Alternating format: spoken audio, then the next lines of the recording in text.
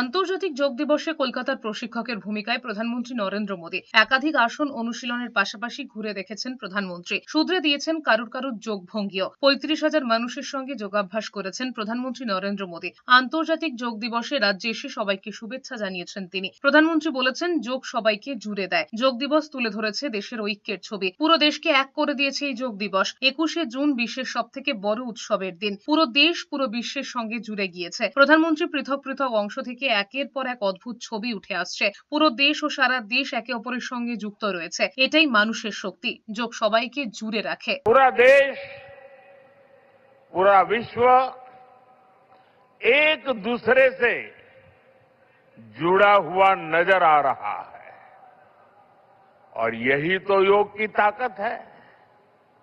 योग सबको जोड़ता है, योग सबको साथ लाता है।